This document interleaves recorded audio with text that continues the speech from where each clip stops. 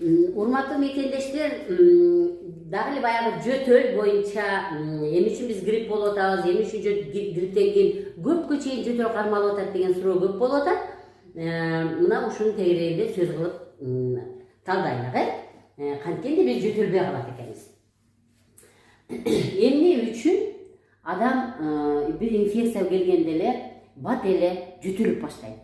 Себеби караңыздар, биз дем алганда мына аба менен бир вирус кирди. Ал кирип, мына жогорку мурун көңдөйүндө, жогорку дем алуу көңдөйлөрүндө ушул жерде жашайт, ушул жерде тамактанат, ушул жерде керексин чыгара баштайт, анан кийин бронхко өтүп барат, анан кийин трахеяга кирет, анан бронхко кирет, анан өпкөгө өтүп кетет.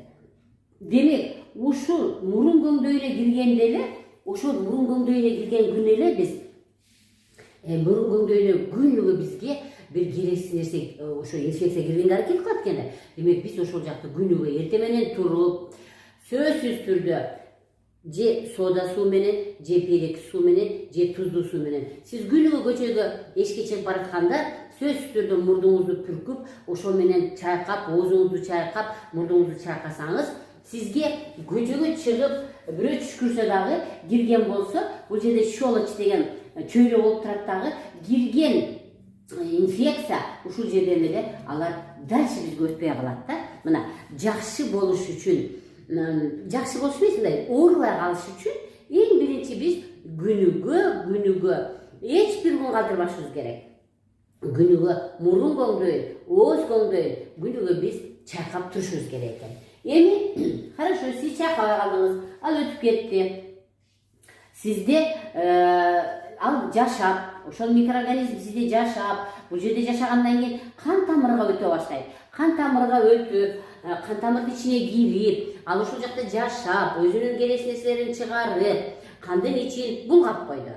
Эми кандай кылышыбыз керек? Эми биз алардын жашоосун бузушубуз керек да. Алар эмне жейт экен? Алар бизде сүт, сахар, анан un азыктары. Ушулар жейт экен. Демек, чоң бала болобу, кичинекей бала болобу, чоң адам болобу, деги эле адамзат инфекция кирген мезгилде 3 продуктадан, 3 тамактан отказ кылып туруш керек экен.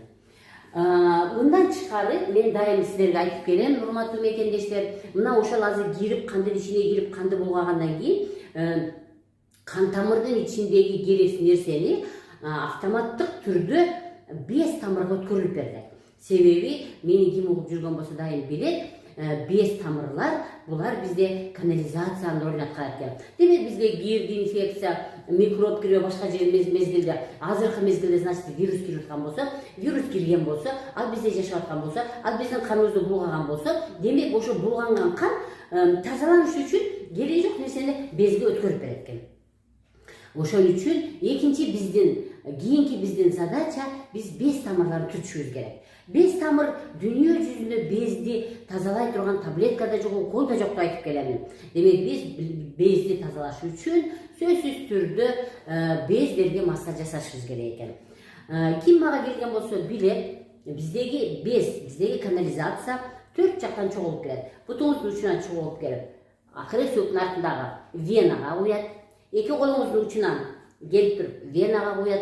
Баш жактан бүт керексиз нерсенин баары чогулуп, без менен чогулуп келип туруп венага куят экен. Өпкө жүрөктөгү бүт керексиз нерсенин баары келип туруп венага куят экен. Демек биз өзүбүздөгү канализация жолун тазалаш үчүн биринчи биз ушул лимфа массажы жасашыбыз керек экен.